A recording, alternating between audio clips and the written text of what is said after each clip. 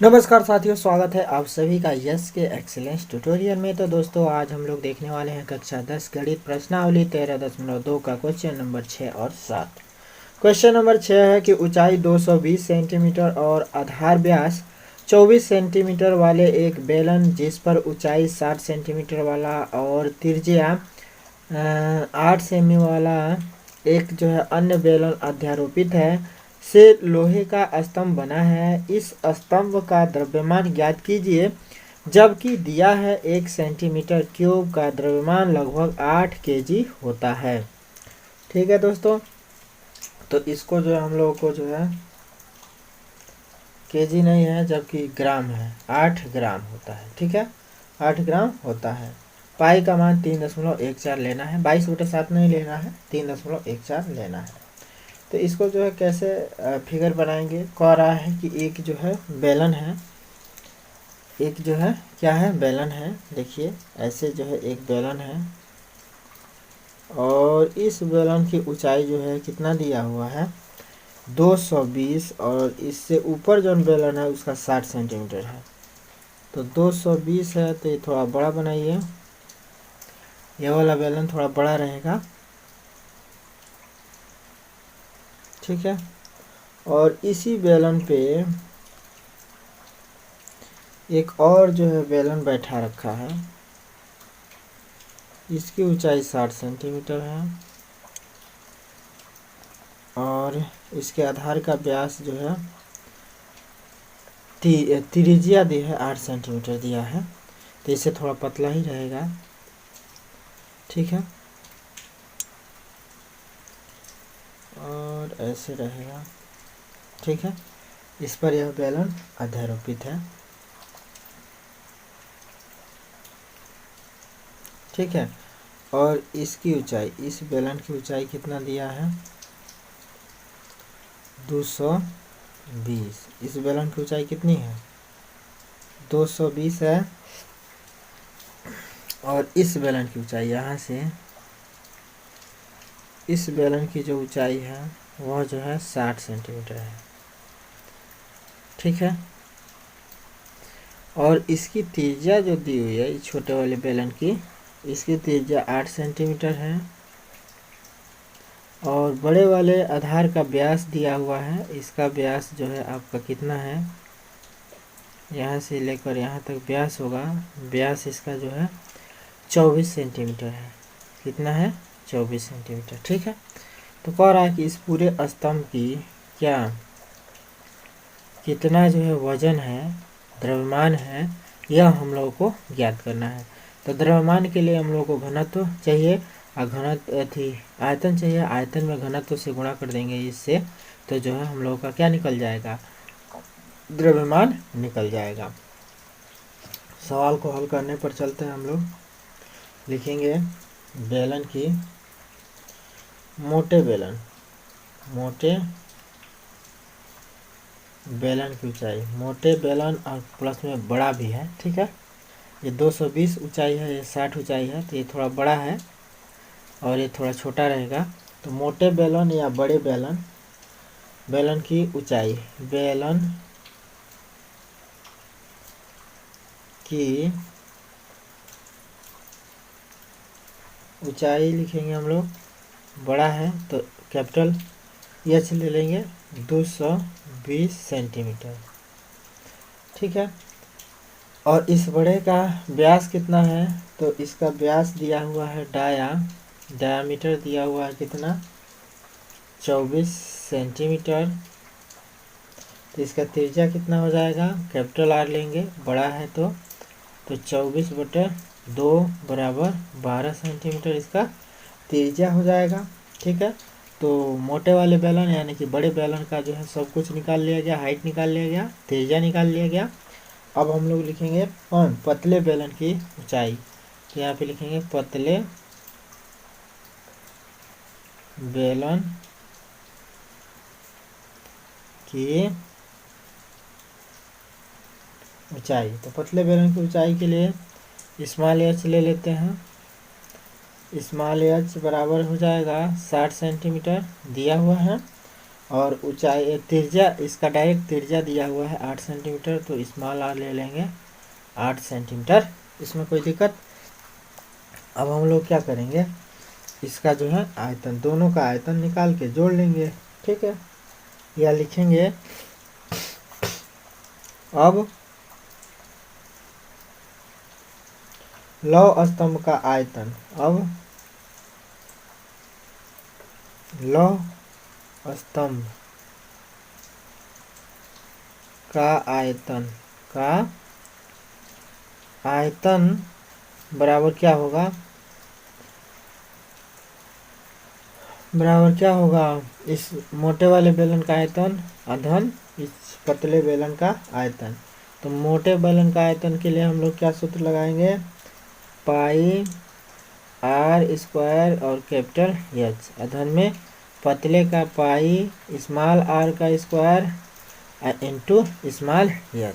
ठीक है, अब इसमें देख लीजिए कॉमन क्या निकल सकता है आपका, तो इसमें केवल और केवल पाई कॉमन निकलेगा, तो पाई कॉमन निकाल लीजिए और क्या बच जाएगा ब्रैकेट में आपका, तो R square into H plus में आर स्क्वायर इंटू एच, यही ना बचेगा।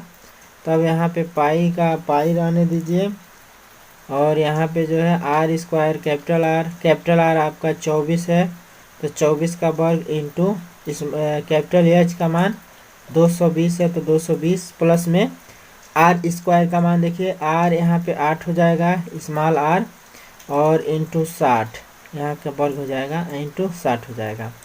ओके, अब यहाँ पे जो हम लोग क्या कर सकते हैं, ब्रैकेट बंद कर सकते हैं। अब यहाँ पे पाई का भी मान भर दीजिए, तो 3.14 कहा है लेने के लिए, तो 3.14 ले लीजिए। और इसके बाद से हम लोग जो है क्या करेंगे, 24 का वर्ग कर लीजिए, तो 24 हम कितना होता है।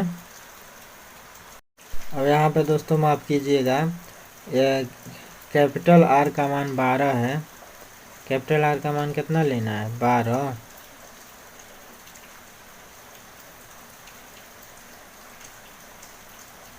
तो 12 का वर्ग करेंगे तो 12 बना 144 हो जाएगा और गुणा कितना हो जाएगा 220 और प्लस में 8 का वर्ग करेंगे तो 8 टाइम 64 हो जाएगा और गुणा 60। ओके, अब यहाँ पे हम लोग जो है देख लीजिए, अब यहाँ पे हम लोग इसका गुणा कर लेंगे, इसका गुणा कर लेंगे, इसका गुणा कर लेंगे, तो जो है कितना हो जाएगा,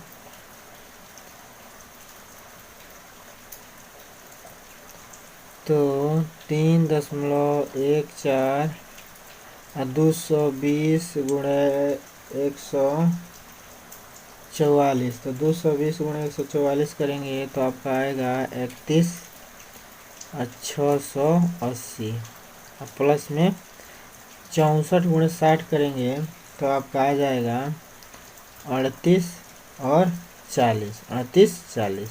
ओके, अब फिर जो हम लोग क्या करेंगे, इसको और इसको जोड़ लेंगे और फिर 3.14 से गुणा कर देंगे, तो जोड़िए 0 और 0 0 हो जाएगा, 4 8 8 4 12 के 2 हासिल 1,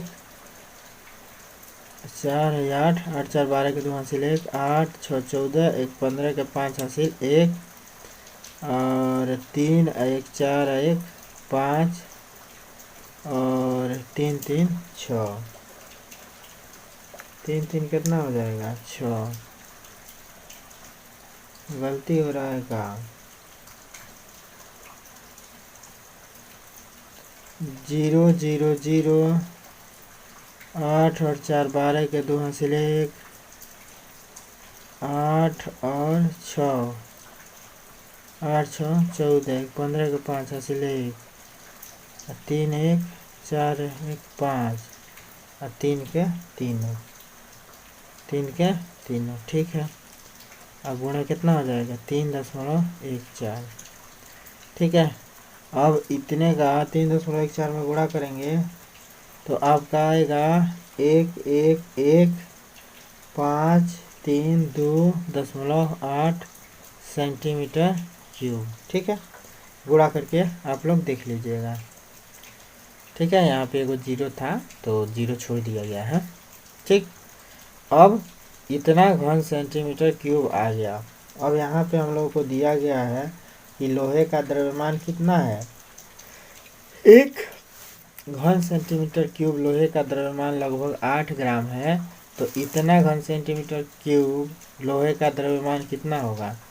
तो यहाँ पे हम लोग लिखेंगे, चूँकि 1 घन सेंटीमीटर क्यूब लोहे का द्रव्यमान 1 घन सेंटीमीटर क्यूब लोहे का द्रव्यमान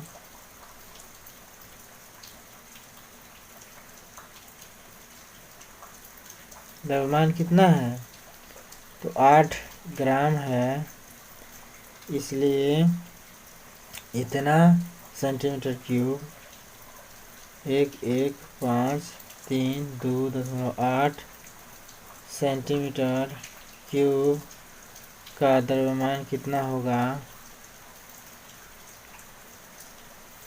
तो इतना गुणा 8 कर देंगे, तो 1153.2.8 गुणे 8 हो जाएगा। तो ये कितना हो जाएगा, ये आ जाएगा ग्राम में।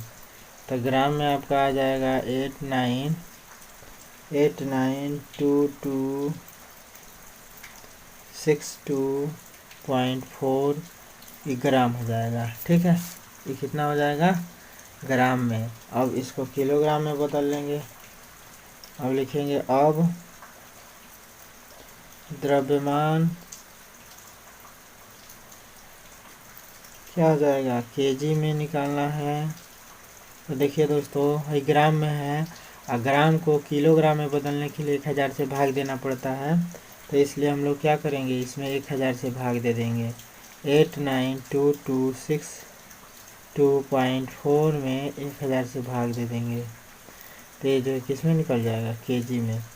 ठीक है, तो इसे भाग दे दीजिए, 3 स्थान दशमलव यहाँ पे आ जाएगा, यानी कि 892.2624 केजी हो जाएगा। तो यहाँ पे लिख सकते हैं हम लोग, इससे इसको काट दीजिए और यहाँ पे डायरेक्ट लिख दीजिए कितना बराबर, डायरेक्ट लिख दीजिए, 3 स्थान यहाँ पे दशमलव खिसक जाएगा, तो 892.26 कितना हो जाएगा, 2624 केजी। ठीक है, तो इस प्रकार आपका जो है द्रव्यमान कितना निकल गया, इतना केजी, यही आपका आंसर हो जाएगा। ठीक है, क्वेश्चन नंबर 6 देखते हैं, क्वेश्चन नंबर 7, और उसके बाद से क्वेश्चन नंबर 7 देख लेते हैं। अब यहाँ पे हम लोग देखेंगे क्वेश्चन नंबर 7। क्वेश्चन नंबर 7 है कि एक ठोस में ऊंचाई 120 और त्रिज्या 60 वाला एक जो है शंकु सम्मिलित है, जो 60 सेंटीमीटर त्रिज्या वाले एक अर्धगोले पर अध्यारोपित है। ठीक है, इस ठोस को पानी से भरे हुए एक लंबवृत्तीय बेलन में इस प्रकार सीधा डाल दिया जाता है कि यह बेलन की तली को स्पर्श करे। यदि बेलन की त्रिज्या 60 सेंटीमीटर और ऊंचाई 180 है, तो बेलन के शेष बचे पानी का आयतन ज्ञात कीजिए। देखिए ये क्या कह रहा है कि एक ठोस में ऊंचाई 120 और त्रिज्या 60 वाला एक जो है शंकु सम्मिलित है, और जो कि 60 सेंटीमीटर वाले त्रिज्या के जो है एक अर्धगोले पर अध्यारोपित है। माने एक शंकु है जिसकी ऊंचाई 120 है और त्रिज्या 60 है, और 60 सेंटीमीटर वाला एक अर्धगोला इस पर जो है क्या है, अध्यारोपित है। ठीक है, देखिए क्या कह रहा है कि एक जो है शंकु है, ठीक है, और इस शंकु पर जो है क्या है, एक अर्धगोला अध्यारोपित है। इस शंकु पर अर्धगोला अध्यारोपित है। इस अर्धगोले का त्रिज्या 60 है, और इस शंकु का भी जो है त्रिज्या क्या है, 60 है। देखिए शंकु का त्रिज्या यहाँ पे दिया है, एक ठोस ऊंचाई इतना और त्रिज्या 60 वाला एक शंकु सम्मिलित है, तो उस शंकु की जो है त्रिज्या भी 60 है और अर्धगोले की त्रिज्या भी क्या है, 60 है, और इस शंकु की ऊंचाई 120 सेंटीमीटर है। यहाँ पे देखिए ध्यान से, यहाँ पे इस शंकु की ऊंचाई कितनी है, 120 सेंटीमीटर है, और इस अर्धगोला यहाँ पे जो है क्या है, ये वाला जो अर्धगोला है इसकी त्रिज्या दी हुई है कितनी, इसकी त्रिज्या भी जो है 60 है, इसकी त्रिज्या भी 60 है, तो इसकी ऊंचाई कितनी हो जाएगी, यहाँ से लेकर यहाँ तक ये भी जो है 60 हो जाएगा। तो यहाँ से जो है यहाँ तक ये भी जो है कितना हो गया, 60, तो 60 120 टोटल ऊंचाई कितना हो जाएगा इस शंकु का, टोटल ऊंचाई अगर देखा जाए इस आकृति का तो ये भी जो है 180 हो जाएगा ना, 180 ये भी है। अब कह रहा है कि इसको जो है एक बेलन में डाल दिया जाता है, जो बेलन जो है क्या है, पानी से भरा हुआ है। ये जो है लंबवृत्तीय बेलन में डाल दिया जाता है और यह बेलन जो है क्या है, पानी से भरा हुआ है और यह आकृति आके एकदम इसके तली पर बैठ जाती है। ठीक है, यह इसके तली पर बैठ जाती है। मान लीजिए ये जो है आपका बेलन है, ठीक है, और इसमें जो है ये शंकु डाल दिया जा रहा है। तो ये जो है शंकु डाला गया है, तो ये जो है मान लीजिए बेलन, अब इसको इसके अंदर डाल रहे हैं हम लोग। तो इसके अंदर मान लीजिए कि यहाँ तक जो है ये शंकु बन रहा है, पूरा इसको जो है ढकेगा, क्योंकि इसके भी जो है क्या है हाइट ये 60 है व्यास। तो व्यास अगर इसका त्रिज्या 60 है तो यह जो है इस पे आके ऐसे बैठेगा। ठीक है, ऐसे रहेगा, बेलन सहित इस पे बैठे, अर्धगोला सहित इस पे बैठ रहा है। तो यही ना त्रिज्या है। तो यहाँ से लेकर इसका ये वाला है इस डिस्टेंस 120 है ना।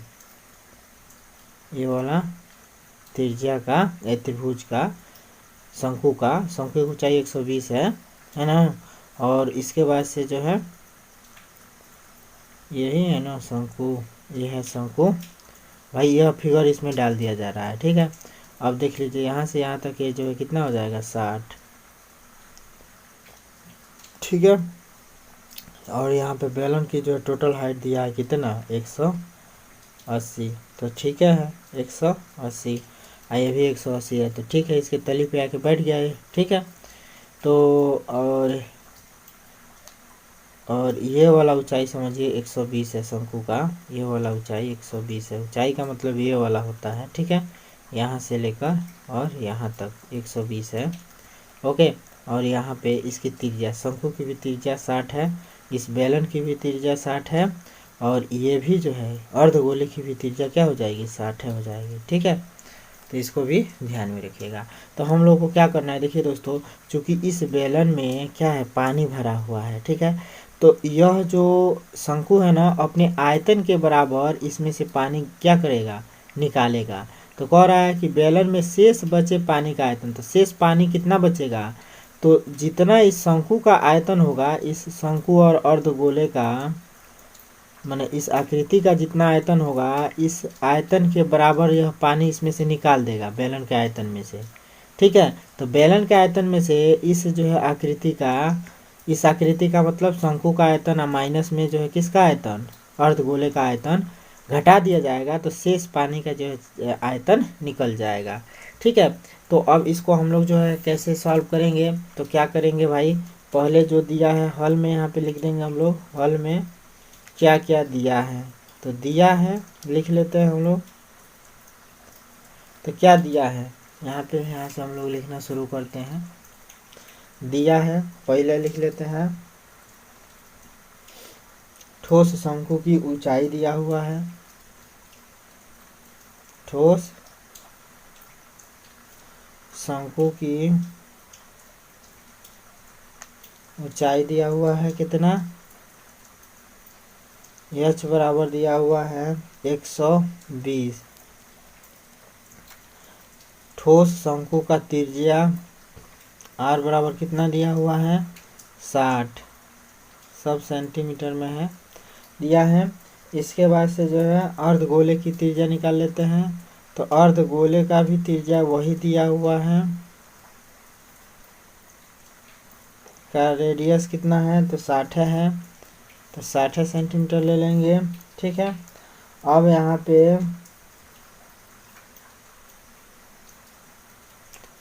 पे जो है अर्धगोला हो गया, तो अर्धगोला की त्रिज्या निकला गया। अब जो है बड़े बेलन की जो है ऊंचाई, अब यहाँ पे हम लोग लिख लेंगे बड़े बेलन की ऊंचाई। भाई एक गो बेलन है जो कि बड़ा है, तो बड़े बेलन की ऊंचाई, बड़े बेलन की ऊंचाई यानी कि कैपिटल H बराबर क्या ले लेंगे 180 सेंटीमीटर। ठीक है, और बड़े बेलन की जो है त्रिज्या वही है, तो त्रिज्या वही है तो इसको भी आर मानेंगे, तो ये भी 60 है, ये भी जो है कितना है 60 सेंटीमीटर है। ठीक है, तो अब सब कुछ यहाँ पे हम लोग जो भी दिया है निकाल लिए। ठीक है, अब इसके बाद से हम लोग क्या करेंगे, शेष बचे पानी का आयतन निकालेंगे। तो यहाँ पे हम लोग लिखेंगे शेष बचे पानी का आयतन, तो शेष बचे पानी का आयतन बराबर क्या हो जाएगा, बड़े बेलन का आयतन, बड़े बेलन का आयतन, अब माइनस क्या कर देंगे, जो हम ठोस इसमें डाला जा रहा है ये ठोस है, यह ठोस, तो इस ठोस को जो है घटा देंगे, यानी कि ठोस का आयतन घटा देंगे, यानी कि लिखेंगे इस ठोस आकृति का आयतन, यानी कि ठोस का आयतन, तो इस ठोस आकृति का आयतन घटा देंगे।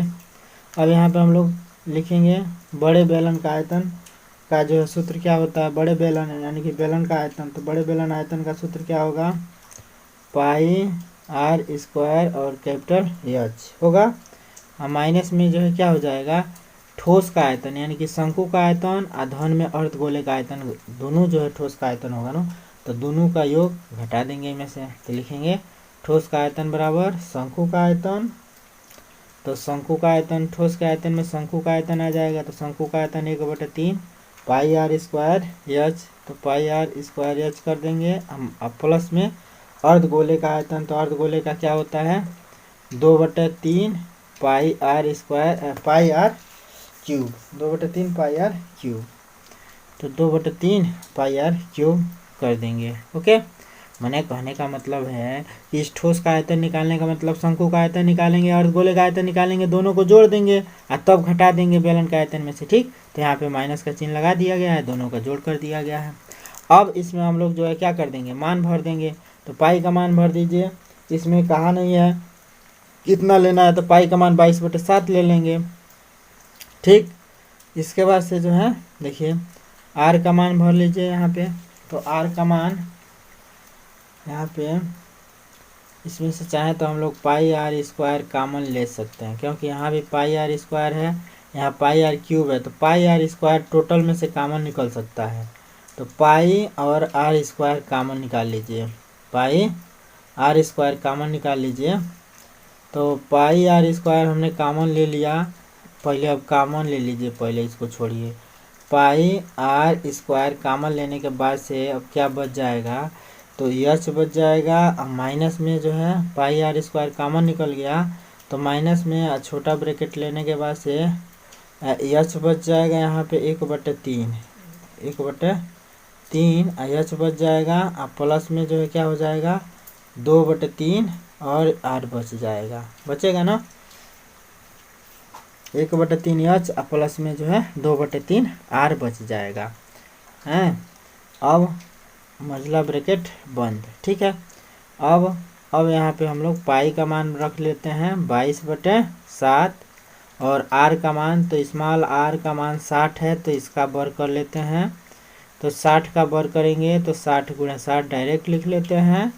इसके बाद से कैपिटल एच का मान है 180, तो 180 भर लेते हैं, और माइनस में 1/3 एच, तो एच का 1 में गुणा करेंगे तो एच/3 हो जाएगा। एच का मान कितना है, स्मॉल एच का मान, तो स्मॉल एच का मान है 120, अब बटे में कितना हो जाएगा 3 लिख सकते हैं भाई, 1 × एच, तो एच/3 भी इसको लिख सकते हैं, तो एच का मान 120/3 हो जाएगा, और प्लस में जो है क्या हो जाएगा 2/3 आर, तो आर इंटू 2, तो 2 × आर को इसको मैंने इसका इसमें गुणा हो सकता है, तो अब डायरेक्ट जो है 2 × आर, आर का मान कितना हो जाएगा, तो आर का मान हो जाएगा 60, अब बट्टे में कितना हो जाएगा 3, ब्रैकेट बंद, मझला कोष्टक बंद। ओके, अब हम लोग जो है इसको कैसे सॉल्व करेंगे, तो इसमें कुछ कटने पिटने वाला है नहीं, तो हम लोग इसको ऐसे ही लिखते हैं 22/7 × 60 × 60। ओके,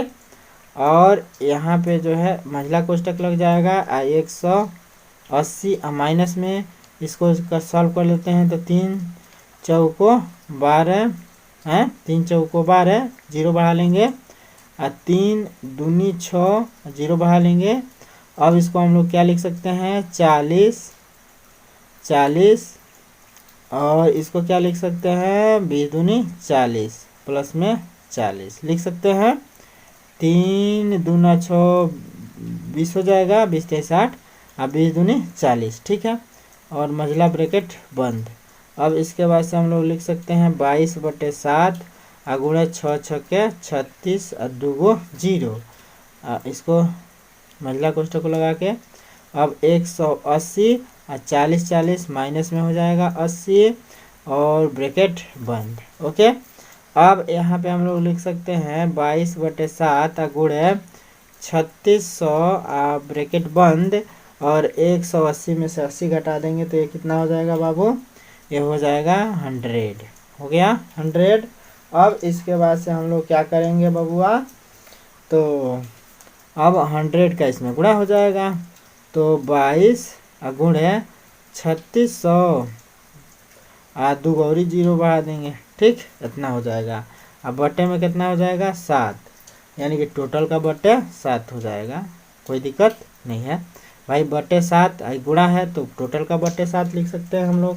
इतना सेंटीमीटर क्यूब जो है क्या हो गया, आयतन हो गया। तो इतना ही जो है हम लोग जो है क्या कर देंगे, अब 22 का 3600 में इसमें गुणा कर दीजिए, 22 गुणे 36 और 4 गो 0, तो 22 गुणे 36 4 0 है तो 0, तो अगर 22 गुणे 36 हम लोग करते हैं तो आपका आ जाएगा कितना, 7 9 2, आप 4 गो 0 बढ़ा देंगे, 4 गो 0 बढ़ जाएगा। ओके, तो आपका कितना हो गया, इतना, अब बट्टे में कितना हो जाएगा, 7, तो इतना बटे 7 सेंटीमीटर क्यूब हो गया। अब 7 से इसमें भाग दे दीजिए, तो 7 से अगर इसमें हम लोग भाग देते हैं, तो 7 से अगर इसमें भाग दिया जाएगा तो आपका आ जाएगा 1 1 3 1, 4 2 8, 4 2 8, दशमलव में कितना आ जाएगा, 5 7, भाग दे के देख लीजिएगा, कैलकुलेटर से भाग दे रहे हैं हम, ठीक है। तो इतना जो है आपका आ जाएगा, ठीक है। तो इतना सेंटीमीटर क्यूब जो है पानी बचेगा, ठीक है, इतना सेंटीमीटर क्यूब जो है पानी बचेगा। अब चूंकि जो है, अब इसको अगर मीटर क्यूब में बदला जाए, आपका आंसर मीटर क्यूब में दिया हुआ है, तो मीटर क्यूब में बदल दीजिए। तो मीटर क्यूब में बदलेंगे तो आपका जो है इसको घन मीटर में आयतन चाहिए ना, तो घन मीटर में आयतन के लिए जो क्या करेंगे, भाई सेंटीमीटर क्यूब है तो मीटर क्यूब में बदलेंगे तो 3 गो 100 से भाग देना पड़ेगा। 3 गो 100 का मतलब देखिए, इसको हम लोग लिखेंगे, या आयतन घन मीटर में, या आयतन घन, चूँकि आपका घन मीटर में दिया हुआ है उत्तरमाला में, तो घन मीटर में चेंज करेंगे इसको, तो 1 1 3 1 4 2 8 है, 1 1 3 1 4 2 8 .57 है, ठीक है। और सेंटीमीटर क्यूब है तो इस सेंटीमीटर क्यूब को मीटर में बदलेंगे तो 1/100 गुणे 100 भाई 1 मीटर में 100 सेमी होता है, 1 मीटर में 100 सेमी, 1 मीटर में 100 सेंटीमीटर, ठीक है। तो 1 सेंटीमीटर में कितना मीटर हो जाएगा, तो 1/100 मीटर।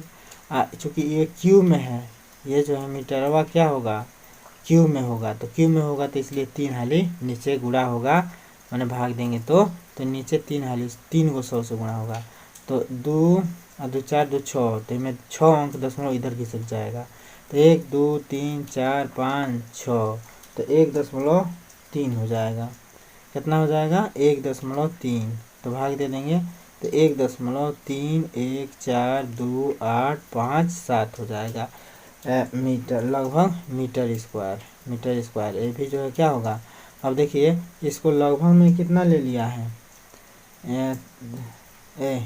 एक छोड़ दिए का, यहाँ पे एक छूटा हुआ है, ठीक है। तो 1.1314 2 8 5 7 हो जाएगा। तो 1.131 का स्थान तक लिया है, तो लगभग में इतना हो जाएगा। ठीक है, यही आपका आंसर हो जाएगा। तो यही था आपका सवाल।